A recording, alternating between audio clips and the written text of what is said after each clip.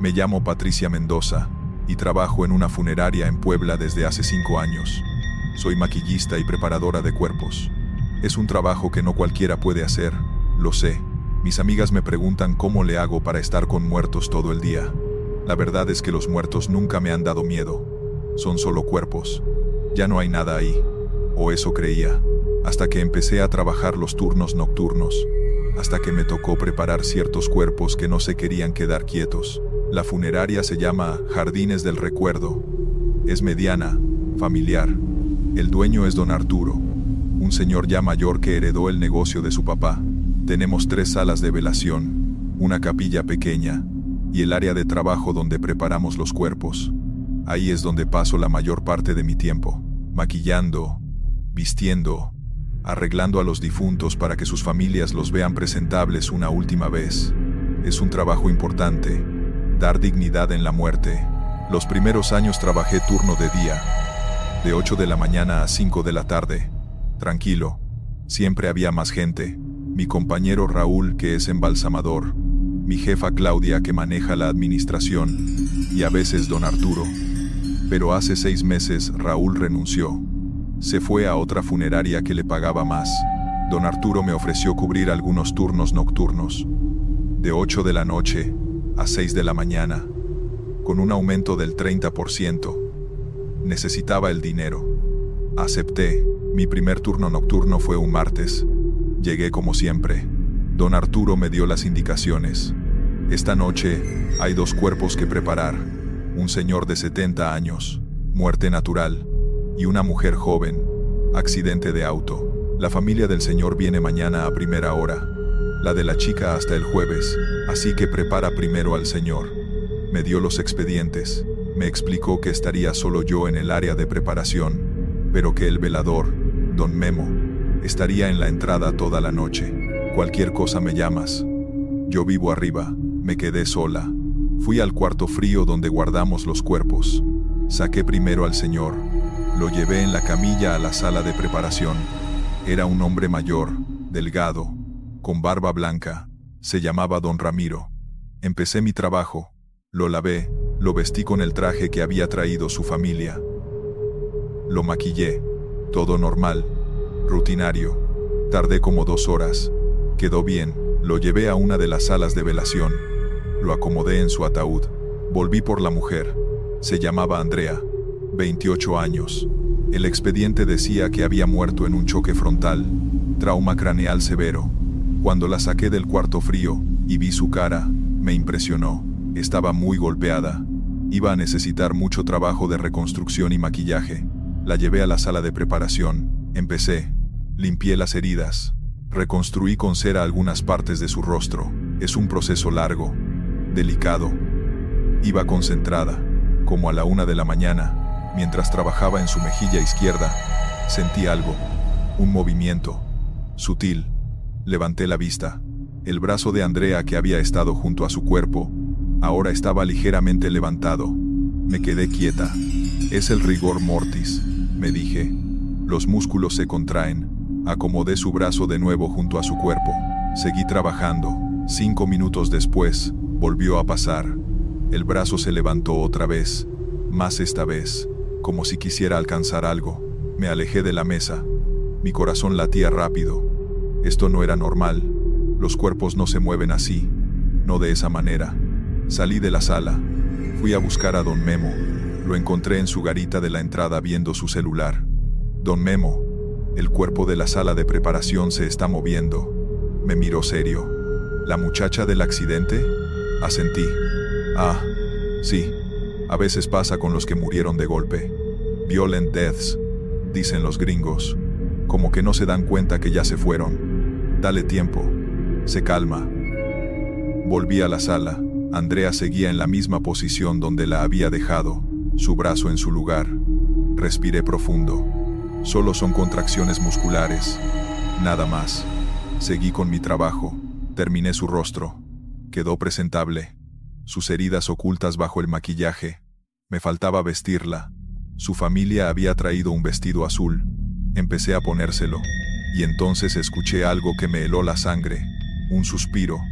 Salió de su boca. Un suspiro largo, como de alivio. Me quedé paralizada. Los muertos no suspiran, no respiran, no hacen ruidos. Me acerqué a su cara, puse mi mano cerca de su nariz. Nada, no había aire. Estaba muerta, completamente muerta, pero había escuchado ese suspiro. Claro, real. Terminé de vestirla rápido. Quería sacarla de ahí, llevarla a su sala de velación y acabar con esto. La acomodé en la camilla, empecé a empujarla hacia afuera. Y entonces habló. Gracias. Una palabra, susurrada, débil, pero clara, salió de sus labios. Solté la camilla, corrí afuera, grité por don Memo. Vino corriendo. ¿Qué pasó? Habló. La muerta habló. Don Memo entró a la sala, revisó a Andrea, puso sus dedos en su cuello. Nada. Está muerta, mija. No hay pulso. Lleva horas muerta. Le insistí. Te juro que dijo gracias. Don Memo suspiró. A veces el aire atrapado en los pulmones sale. Suena como palabras, pero no lo es. Es solo aire. Quería creerle. Quería pensar que todo tenía explicación científica. Don Memo me ayudó a llevar a Andrea a su sala. La acomodamos en su ataúd. Se veía tranquila, hermosa incluso, considerando sus heridas. Don Memo se fue. Yo me quedé ahí, mirándola. ¿Me escuchas? Susurré. Si me escuchas, dame una señal. Nada. Silencio. Está muerta Patricia. No digas estupideces. Me regañé a mí misma. Cerré la sala. Me fui al área de descanso. Me preparé un café. Traté de calmarme. El resto de la noche pasó sin incidentes. A las 6 de la mañana, llegó el personal de día. Claudia, mi jefa. Le conté lo que había pasado. Me miró con lástima. Son los nervios. Los turnos nocturnos son pesados. Te acostumbras. Pero en su mirada vi algo más. Como si ella también supiera algo que no me estaba diciendo. Me fui a casa. Dormí mal. Soñé con Andrea, con su brazo levantándose, con su voz susurrando gracias. Volví esa noche. Miércoles. Había un cuerpo nuevo. Un hombre de mediana edad. Infarto. Lo preparé sin problemas. Nada raro. Todo normal. Empecé a relajarme. Tal vez Claudia tenía razón. Eran solo nervios. El jueves en la noche había 2 cuerpos más. Una señora mayor y un niño pequeño. El niño me rompió el corazón. Solo tenía 5 años. Leucemia. Lo preparé con especial cuidado. Su familia quería verlo como si estuviera dormido. Mientras trabajaba en él, sentí presencia, como si alguien me observara. Levanté la vista. Por el vidrio de la puerta de la sala vi una sombra. Una figura parada afuera, mirando hacia adentro. Me levanté. Abrí la puerta. El pasillo estaba vacío. Nadie. Don Memo, ¿está por aquí? Grité. Su voz llegó de lejos. Estoy en la entrada, mija. ¿Necesitas algo? No, nada. Volví a entrar. Cerré la puerta. Seguí trabajando, pero la sensación de ser observada no se iba. Terminé con el niño. Lo llevé a su sala. Cuando regresé a la sala de preparación a limpiar, vi algo que me dejó sin aire. En la mesa donde había estado el niño, había una huella pequeña, de mano de niño, en el metal frío de la mesa. Imposible. La mesa estaba limpia cuando empecé. Yo misma la había desinfectado. Limpié la huella rápido. Traté de no pensar en eso. Terminé mi turno. Me fui. Pasaron 2 semanas. Más turnos nocturnos. Más cuerpos. Y más cosas raras. Sonidos de pasos en los pasillos vacíos. Puertas que se abrían solas. Una vez, encontré flores tiradas en el piso frente a una de las salas. Flores frescas que no estaban ahí minutos antes. Le pregunté a don Arturo si podía volver al turno de día. Me preguntó por qué. No quise decirle la verdad. Prefiero el día. Extraño a mis compañeros. Aceptó. Me regresó al turno diurno. Pensé que todo terminaría ahí. Pero hace una semana, durante el día, mientras preparaba a una señora, Claudia entró. Patricia, ¿te puedo preguntar algo? Claro. Cuando trabajabas de noche, ¿notaste algo raro? Dudé. ¿Cómo qué? ¿Cómo? Movimientos, sonidos, cosas así. Le conté todo, los brazos que se movían, el suspiro, la voz, las huellas. Claudia asintió despacio. A todos nos ha pasado. Don Arturo no lo admite, pero lo sabe. Esta funeraria está construida sobre lo que era un hospital viejo. Un hospital que cerró en los 60 por negligencia. Mucha gente murió ahí. Malos cuidados, errores médicos. Dicen que algunos no se fueron, que siguen aquí. Le pregunté por qué nadie me había advertido. Porque si te lo decimos te asustas. Es mejor que lo descubras tú misma. Y que aprendas a convivir con eso. Los que trabajamos aquí eventualmente lo aceptamos. Es parte del trabajo. Le pregunté si era peligroso. No, nunca nos han hecho daño. Solo quieren, no sé, compañía tal vez, o recordarnos que siguen aquí, que existieron. Me quedé callada. Andrea, la chica del accidente, ¿ella te dijo gracias? Asentí.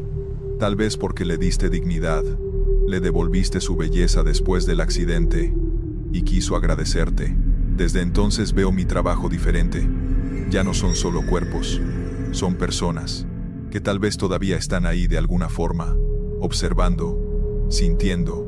Y mi trabajo no es solo hacer que se vean bien, es tratarlos con respeto, con amor, porque tal vez me están viendo trabajar, tal vez me escuchan hablar, y tal vez, solo tal vez, cuando hago bien mi trabajo, se van en paz, sabiendo que fueron cuidados, que fueron importantes, que alguien se preocupó por ellos, hasta el final. Todavía trabajo ahí. Ya no me asustan los ruidos, los movimientos, las voces. Son parte de mi rutina. Y cuando preparo un cuerpo, hablo, les cuento cosas, les digo que van a ver bien, que su familia va a poder despedirse con tranquilidad. Y a veces, cuando termino, siento un alivio en el aire, como si me dijeran gracias, como si supieran que hice mi mejor esfuerzo. Y eso me basta, porque al final, todos merecemos dignidad, en vida y en muerte. Y yo estoy ahí para dar esa última dignidad, aunque a veces, ellos sigan ahí para recibirla. Continuamos con la segunda historia. Me llamo Daniel Sosa, y trabajo como chofer de carroza fúnebre en Monterrey. Llevo 7 años en esto. Mi trabajo es transportar cuerpos del hospital a la funeraria, de la funeraria al panteón, a veces de casas particulares donde alguien murió. Es un trabajo serio, que requiere respeto y profesionalismo.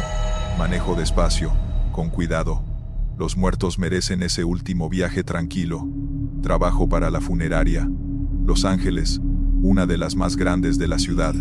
Tenemos 5 carrozas. Yo manejo la número 3, una Cadillac negra del 2010. La conozco bien, la mantengo impecable. La mayoría de los traslados son durante el día, pero a veces hay urgencias nocturnas.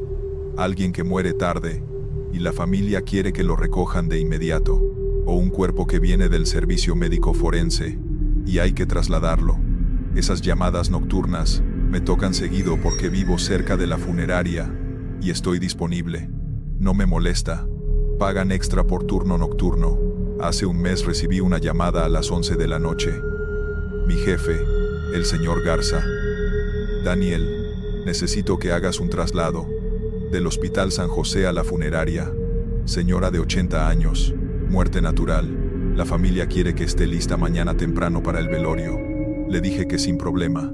Me vestí con mi traje negro, corbata. Siempre voy bien presentado. Es parte del respeto. Manejé a la funeraria, recogí la carroza número 3 y me dirigí al hospital. Llegué como a las 11:30. Fui al área de urgencias. Me atendió una enfermera. Le di el nombre. Sí, la señora Estela Ramírez. Falleció hace como 2 horas. Espéreme aquí. Voy por el cuerpo. Esperé en el pasillo. Como a los 10 minutos salió con una camilla. El cuerpo venía en una bolsa negra. Me ayudó a pasarlo a la camilla de la carroza. Firmé los papeles. ¿Viene alguien de la familia?, le pregunté. No. Dijeron que irían mañana directo a la funeraria. Está bien. Subí el cuerpo a la parte trasera de la carroza. Cerré las puertas. Me subí al volante. El Hospital San José está en la zona sur de Monterrey. La funeraria está en el centro, como 20 minutos de camino. Eran casi las 12 cuando salí. Las calles estaban tranquilas, poco tráfico. Puse música clásica bajita. Siempre pongo música tranquila cuando llevo un cuerpo.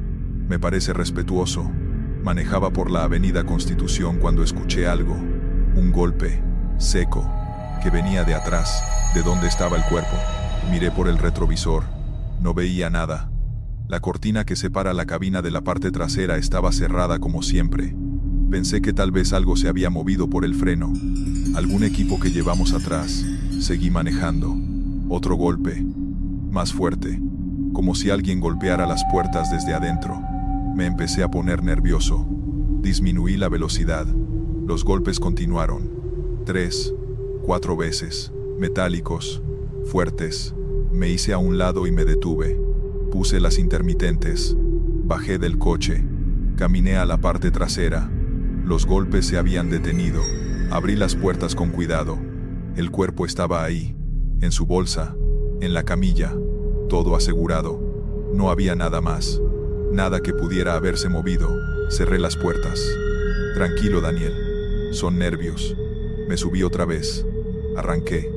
No había avanzado 2 cuadras cuando empezó otra vez. Pero ahora no eran golpes. Era un rasguño, como uñas raspando metal, desde adentro de la bolsa. Un sonido largo, lento, que me erizó la piel. No puede ser. Los muertos no se mueven. Los muertos no rasguñan. Aceleré un poco. El rasguño se hizo más fuerte, más desesperado, como si alguien intentara salir. Agarré mi celular con mano temblorosa. Llamé al señor Garza. Contestó adormilado. «Daniel, ¿qué pasó?» «Señor, el cuerpo. Está haciendo ruidos». «¿Qué?» «Ruidos. Golpes. Rasguños. Como si estuviera vivo». Hubo una pausa. «Daniel, los cuerpos a veces liberan gases. Hacen ruidos. Es normal. Esto no es gas, señor. Esto es diferente. Tranquilízate. Solo tráelo. Ya lo revisamos aquí». Colgué. Intenté calmarme. Faltaban 10 minutos para la funeraria. Podía aguantar 10 minutos. Pero entonces escuché algo peor. Una voz, amortiguada, que venía de la bolsa. Ayuda. Una palabra. Clara. Una voz de mujer. Anciana. Ayuda. Por favor. Pisé el freno. La carroza se detuvo en medio de la calle. Mi corazón latía tan fuerte que me dolía el pecho. «Señora», grité hacia atrás. «¿Está viva?» Silencio. Luego otra vez. «Ayuda. Está oscuro. No puedo respirar». Dios mío, la habían declarado muerta, pero estaba viva. Estaba consciente, atrapada en esa bolsa. Tenía que sacarla. Bajé de la carroza corriendo. Abrí las puertas traseras. Subí. Empecé a abrir el cierre de la bolsa con manos temblorosas. «Ya voy, señora. Ya la saco. Tranquila». Abrí la bolsa, y lo que vi me hizo gritar. No era la señora. Era otra persona. Un hombre. Joven. Como de 30 años. Con los ojos abiertos. Mirándome. «Gracias», dijo con una sonrisa. «Pensé que nunca me ibas a abrir». Me eché para atrás. Caí de la carroza. Me golpeé la espalda contra el pavimento. El hombre se sentó. Salió de la bolsa. Bajó de la carroza. Se paró frente a mí. «¿Quién? ¿Qué eres?» Tartamudeé. «Soy nadie. O tal vez alguien que ya no debería estar aquí. ¿Sabes cuánto tiempo llevo esperando que alguien me abra esa bolsa?» Traté de levantarme. Retrocedí arrastrándome. «No te voy a hacer nada», dijo. «Solo quería salir. Ya estuve ahí adentro. Suficiente tiempo». Se alejó caminando. Por la calle. Como si nada. Desapareció en la oscuridad. Me quedé ahí tirado. Temblando. Sin poder procesar lo que había pasado. Me obligué a levantarme. Miré dentro de la carroza. La bolsa estaba vacía. La camilla vacía. Nada. Llamé al hospital. «Necesito hablar con la enfermera que me dio el cuerpo de Estela Ramírez». «Espere». Me pasaron con ella. «¿Sí? El cuerpo que me dio. ¿Está segura que era Estela Ramírez?» Sí, claro. ¿Por qué? ¿Puede ir a revisar? ¿Revisar qué? Si el cuerpo todavía está ahí. Hubo una pausa larga. Espere. Escuché voces, pasos. 5 minutos después volvió. Señor, el cuerpo de la señora Ramírez está aquí, en la morgue, donde siempre ha estado. Sentí que me mareaba. Eso es imposible. Usted me dio un cuerpo. Yo firmé papeles. Señor, no sé de qué habla. Usted no ha venido. Estamos esperándolo. Son las 12:15. ¿A qué hora llega? Colgué. Revisé mi reloj. 12:15. Pero yo había salido del hospital hace... ¿cuánto? ¿20 minutos? Revisé mi ubicación. Estaba a 3 cuadras del hospital. No me había movido casi nada. Como si los últimos 20 minutos no hubieran pasado. Como si todo hubiera sido... ¿qué? ¿Una alucinación? Pero la bolsa estaba abierta. Yo la abrí. Vi al hombre. Habló conmigo. Volví al hospital. Entré a urgencias. La misma enfermera estaba ahí. ¿Señor Sosa? Sí. Pensé que ya había venido. Aquí está el cuerpo. Me llevó a la morgue. Ahí estaba. Bolsa negra nueva. Con una etiqueta. Estela Ramírez. Es la primera vez que viene, ¿verdad? Me preguntó. Asentí sin poder hablar. Me ayudó a cargar el cuerpo. Lo puse en la carroza. Firmé los papeles. Salí. El trayecto a la funeraria fue normal. Sin ruidos. Sin golpes. Sin voces. Llegué como a las 12:30. Descargué el cuerpo. El señor Garza estaba esperando. ¿Todo bien? Sí, señor. Mentí. No iba a contarle lo que había pasado. Sonaría a locura. Me fui a casa. No pude dormir. Me quedé despierto pensando. ¿Qué fue eso? ¿Un sueño mientras manejaba? ¿Una alucinación por cansancio? Al día siguiente volví a la funeraria.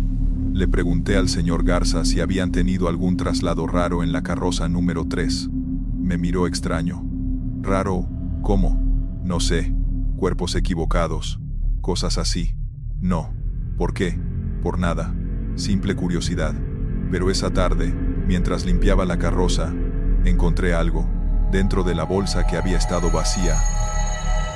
La bolsa donde vi al hombre, había algo en el fondo. Una identificación. Vieja. De esas de plástico que dan en los hospitales a los pacientes. Decía un nombre. Marcos Salinas. Y una fecha. Ingreso. 15 de marzo de 2018. Busqué ese nombre en internet. Encontré una nota de periódico. Hombre desaparece de hospital. Marcos Salinas, de 28 años, desapareció del Hospital San José el 15 de marzo de 2018. Estaba en urgencias. Su familia reporta que no lo pueden localizar. Las cámaras del hospital no muestran que haya salido. La nota era de hace 6 años. 6 años de ese hombre desaparecido. Y yo lo vi anoche. Salir de una bolsa. Caminar. Hablar. No sé qué pasó esa noche. Si viajé en el tiempo. Si entré en otra dimensión. Si finalmente Marcos encontró su salida después de años atrapado en algún limbo. Lo único que sé es que desde entonces reviso las bolsas antes de subirlas a la carroza. Y si escucho cualquier ruido, cualquier cosa rara, me detengo, llamo, verifico, porque aprendí que a veces los vivos parecen muertos, y a veces los muertos todavía están buscando una salida, y nosotros, los que trabajamos con ellos, somos los únicos que podemos ayudarlos, o los únicos que podemos quedar atrapados en su búsqueda. Y no sé cuál es peor. Vamos con la tercera historia. Me llamo Gabriela Torres, y hace 3 semanas enterré a mi hermano mayor. Se llamaba Javier, tenía 32 años, murió en un accidente de moto. Fue muy rápido, me dijeron. No sufrió. Eso se supone que debe consolarme, pero no lo hace. Era mi único hermano, mi mejor amigo, y ahora se fue. Lo velamos en la funeraria Jardines Eternos en Querétaro. 2 días completos, familia, amigos, compañeros de trabajo, mucha gente lo quería. Pero lo que pasó la segunda noche del velorio me hizo entender que Javier tal vez no estaba listo para irse, o que había algo que necesitaba decirnos antes de partir. El accidente fue un martes. Una camioneta se pasó un alto y lo golpeó de frente. Javier iba en su moto viniendo del trabajo. Murió en el hospital como 2 horas después. Nunca recuperó la conciencia. Mis papás y yo llegamos, pero ya era tarde. Solo pudimos verlo ya muerto, pálido, quieto, con heridas en la cara y el cuerpo. Fue horrible. Lo peor que he vivido. Tengo 26 años y nunca había perdido a alguien tan cercano. La funeraria nos atendió bien. Nos explicaron todo el proceso. El velorio sería miércoles y jueves. El entierro el viernes en la mañana. Escogimos un ataúd sencillo.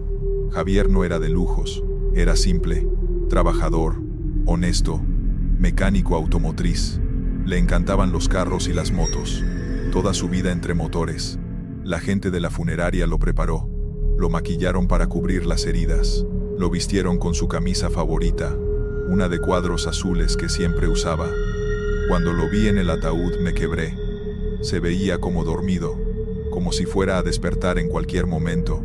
El velorio empezó el miércoles a las 4 de la tarde. La sala se llenó. Amigos de la infancia, primos, tíos, vecinos, compañeros de trabajo del taller donde trabajaba, su novia Marcela, destrozada. Todos llorando, abrazándose, compartiendo historias de Javier, de cómo era buena onda, siempre dispuesto a ayudar, como esa vez que arregló el coche de la vecina gratis porque sabía que no tenía dinero, o cuando enseñó mecánica básica a los chavos del barrio para que no los estafaran en los talleres.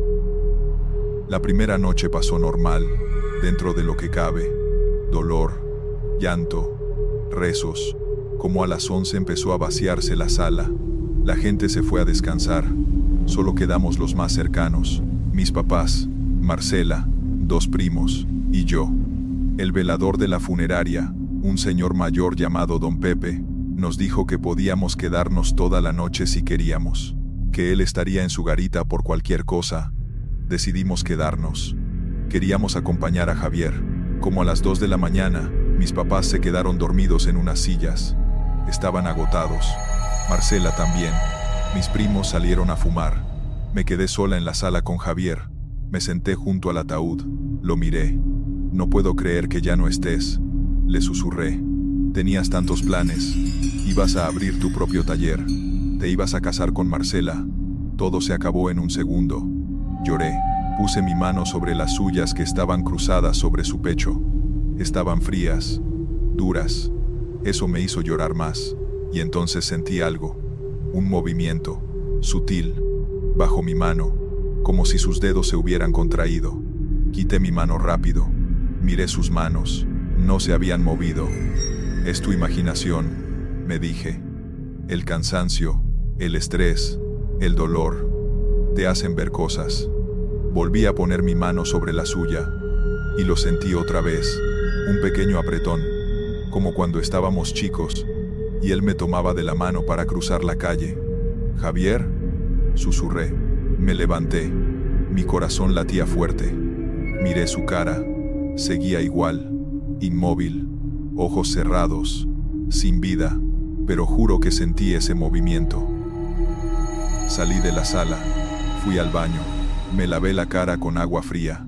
«Estás cansada, Gaby, necesitas dormir». Volví a la sala. Mis papás seguían dormidos, Marcela también. Me senté otra vez, pero esta vez más lejos del ataúd.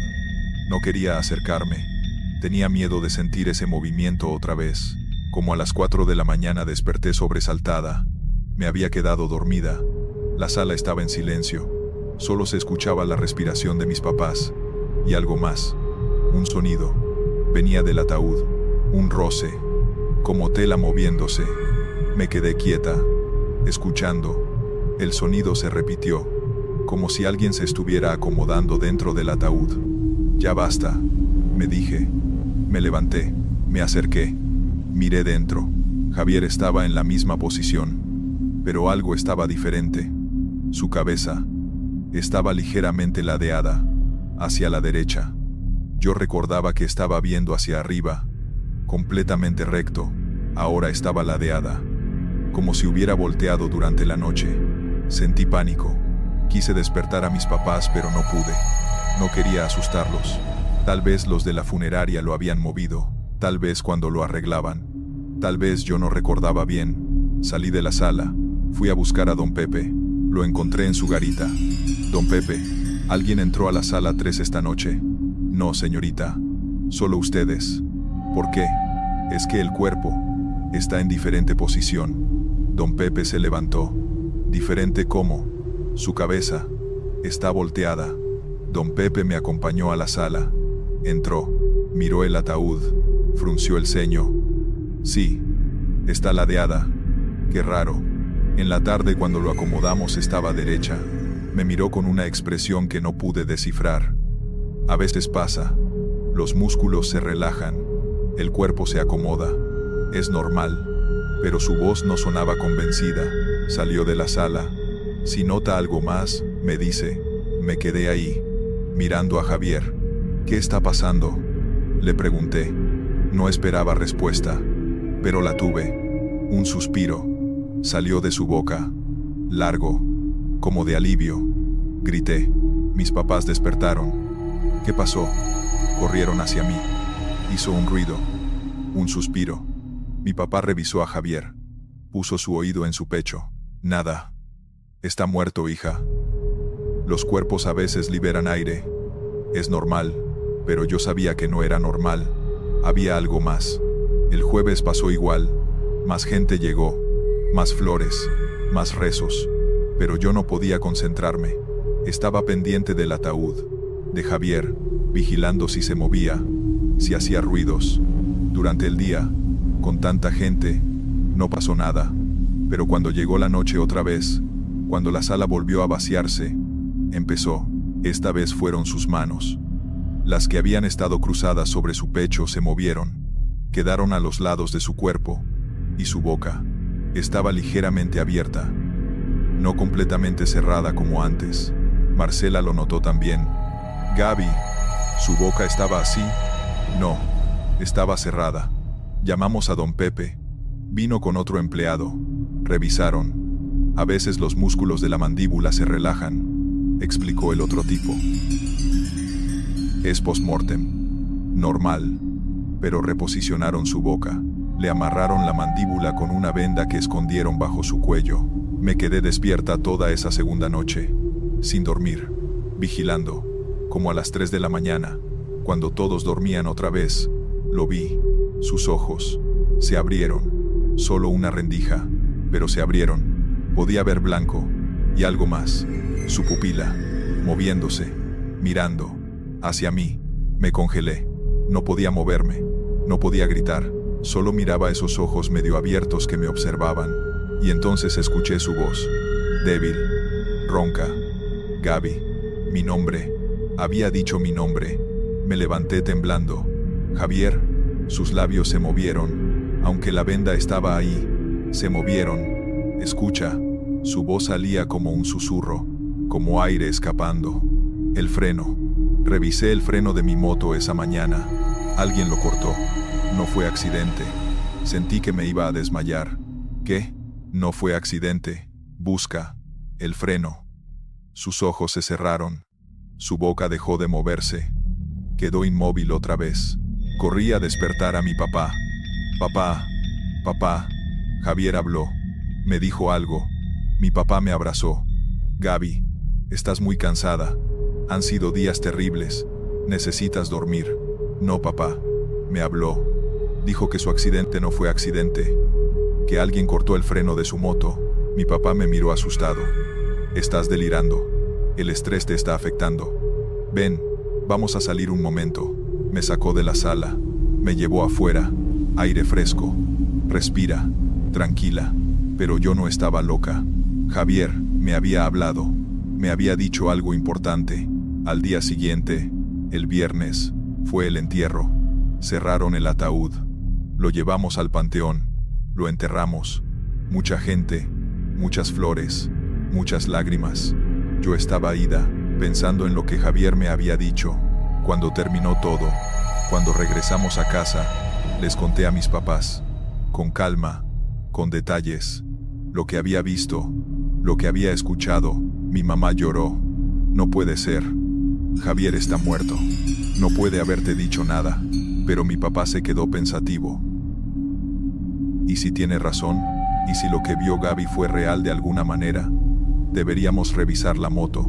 La moto estaba en el corralón. La policía la había llevado ahí después del accidente. Fuimos. Pedimos verla. Estaba destrozada. Pero mi papá, que sabe de mecánica porque se lo enseñó Javier, revisó los frenos y encontró algo.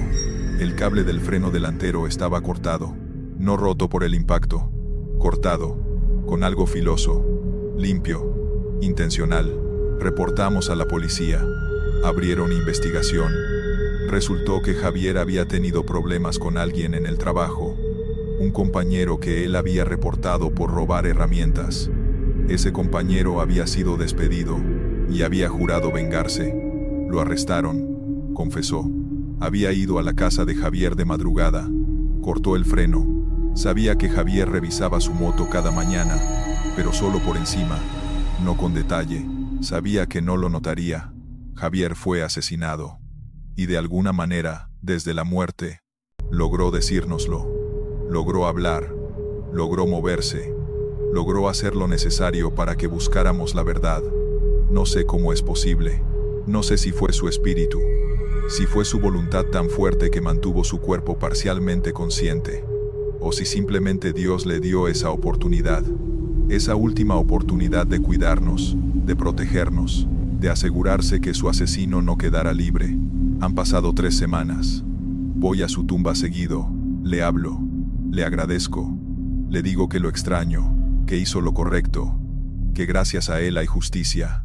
Y a veces, cuando estoy ahí, siento una brisa suave, aunque no haya viento, y sé que es él, que me está escuchando, que está en paz ahora, porque cumplió lo que tenía que cumplir, y que aunque ya no esté físicamente conmigo, siempre va a cuidarme, como siempre lo hizo, como lo hizo incluso después de muerto. Historia 4. Me llamo Fernando Ruiz, y soy velador en la funeraria San José en Guadalajara. Llevo 3 años en este trabajo. Turno de noche, de 10 de la tarde a 8 de la mañana. Mi trabajo es simple: cuidar las instalaciones, revisar que todo esté en orden, atender a las familias que velan a sus difuntos si necesitan algo. Café, agua, Kleenex, lo básico. Es un trabajo tranquilo, bien pagado. La mayoría de las noches no pasa nada, pero hay noches en las que recibimos un cuerpo especial. Un cuerpo que viene solo, sin familia, sin nadie que lo vele, y esas noches son diferentes. La funeraria tiene 4 salas de velación. Generalmente todas están ocupadas. Guadalajara es grande. Muere gente todos los días. Mi rutina es hacer rondas cada hora. Paso por cada sala. Verifico que las familias estén bien, que no necesiten nada. Entre rondas me quedo en mi garita en la entrada. Veo la televisión. Leo. Es solitario pero no me molesta. Prefiero la soledad a tratar con gente todo el tiempo. Hace 2 meses llegó un cuerpo diferente. Era un lunes como a las 11 de la noche. Una ambulancia lo trajo. El paramédico me explicó. Indigente. Lo encontraron muerto en un parque, sin identificación, sin familia conocida. El municipio lo manda aquí mientras encuentran a alguien o lo entierran en fosa común. Firmé los papeles. Ayudé a bajar el cuerpo. Era un hombre como de 50 años. Ropa sucia. Olía mal. Lo llevamos a la sala 4, la más pequeña, la que usamos para estos casos. El encargado de la funeraria, don Miguel, llegó al día siguiente y me dio instrucciones. Si en 3 días no aparece nadie, el municipio se lo lleva para enterrarlo. Mientras tanto, ahí se queda. No lo prepararon, no lo maquillaron, solo lo pusieron en un ataúd simple, de madera sin barnizar. Lo dejaron con su ropa, sin flores, sin velas, sin nada, solo un cuerpo en una sala vacía. Esa noche hice mi primera ronda. Pasé por las salas 1, 2 y 3, todas con familias, gente llorando, rezando, acompañando a sus muertos. Llegué a la sala 4, abrí la puerta, el hombre estaba ahí, solo, el ataúd abierto, las luces apagadas, solo la luz del pasillo entrando. Me quedé en la puerta unos segundos. Sentí algo raro, una tristeza profunda. No era por mí, era del ambiente. como si la habitación misma estuviera triste. Cerré la puerta y seguí. A las 2 de la mañana hice otra ronda. Las salas 1 y 2 ya estaban vacías. Las familias se habían ido a descansar. Solo quedaba gente en la sala 3. Llegué a la 4. Abrí y me quedé helado. Había alguien sentado en una de las sillas frente al ataúd. Una figura oscura. No podía ver bien por la poca luz. Disculpe. La figura no se movió. Encendí la luz de la sala. No había nadie. La silla estaba vacía, pero juro que había visto a alguien, una sombra sentada ahí. Revisé toda la sala, detrás de las sillas, en las esquinas. Nada. Nadie podía haber salido. Yo estaba bloqueando la única puerta. Me acerqué al ataúd. El hombre seguía igual, muerto, quieto, pero su cara se veía diferente, menos tensa, como más relajada. Pensé que era mi imaginación. Apagué la luz. Salí. Cerré la puerta. Me quedé afuera, un momento, escuchando. Nada. La tercera ronda, a las 4 de la mañana, algo más pasó.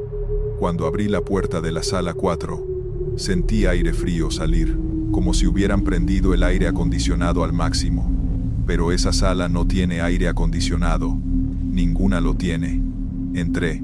Hacía frío de verdad. Podía ver mi aliento. Y entonces lo escuché. Una voz, baja, como un murmullo. Venía del ataúd. Me acerqué despacio. El murmullo continuaba. No eran palabras claras, más bien como un lamento, un sollozo. ¿Hay alguien aquí? Mi voz sonó ridícula. Estaba hablándole a un muerto. El murmullo se detuvo. Silencio. El frío empezó a disminuir. Lentamente la temperatura volvió a la normalidad. Salí de ahí rápido. Fui a mi garita. Me preparé un café. Las manos me temblaban. Es tu imaginación. Estás cansado. Pero sabía que no era eso. Algo estaba pasando en esa sala. A las 6 de la mañana, mi última ronda antes de que amaneciera, me obligué a entrar otra vez. Esta vez llevé mi celular con la linterna prendida. Abrí la puerta. La sala estaba como siempre. Fría pero no helada, silenciosa. Me acerqué al ataúd. El hombre se veía igual. Me quedé ahí parado, mirándolo. ¿Por qué nadie vino por ti?, le pregunté en voz baja. ¿No tenías a nadie? Y entonces, lo juro por Dios, vi una lágrima. Una lágrima salió de su ojo cerrado y rodó por su mejilla. Retrocedí tropezando con una silla. Salí corriendo de la sala. No volví hasta que llegó don Miguel a las 8. Le conté todo. La sombra, el frío, el murmullo, la lágrima. Esperaba que se burlara, que me dijera que estaba loco, pero no lo hizo, solo asintió. Los que mueren solos a veces se quedan, esperando, queriendo que alguien los acompañe, que alguien llore por ellos. Como nadie lo hace, ellos mismos lo hacen.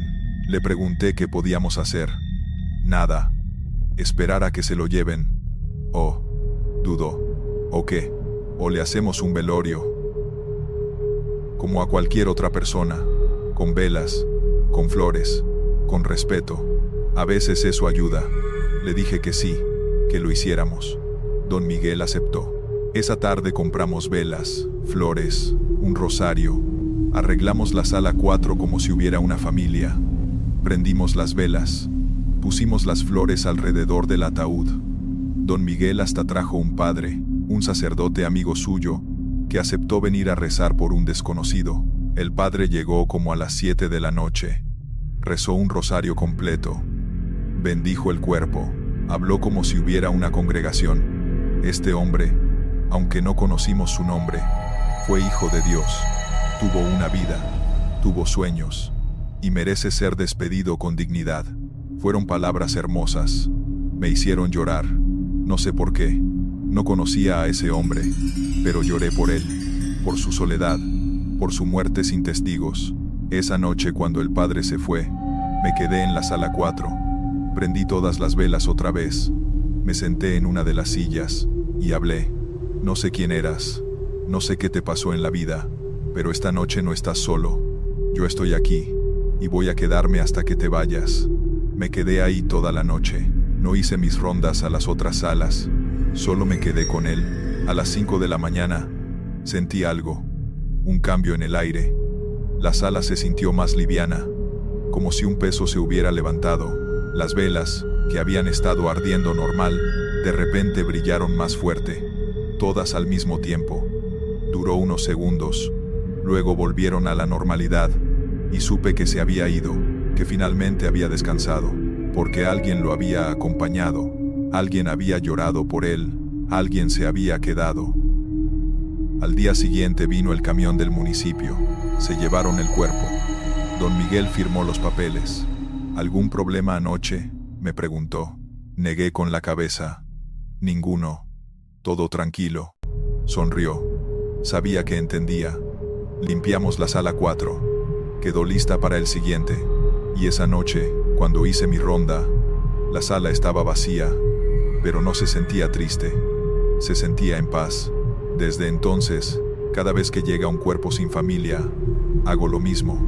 Prendo velas, pongo flores, me siento con ellos un rato, les hablo, les digo que no están solos, que alguien sabe que existieron. Y siempre, siempre, antes de que se los lleven, siento ese cambio, esa ligereza, como si me dijeran gracias, como si finalmente pudieran irse. Don Miguel me dijo una vez: el trabajo de una funeraria no es solo enterrar muertos, es ayudar a los vivos a despedirse, pero también es ayudar a los muertos a irse, y los que mueren solos necesitan más ayuda que nadie.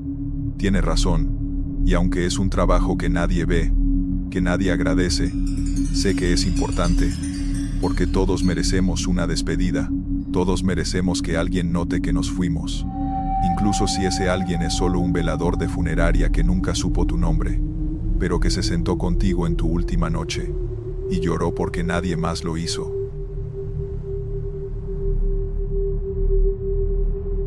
Gracias por escuchar. Estos fueron los relatos. Suscríbete, deja un like y dime si te gustaron las historias de hoy. Nos vemos pronto.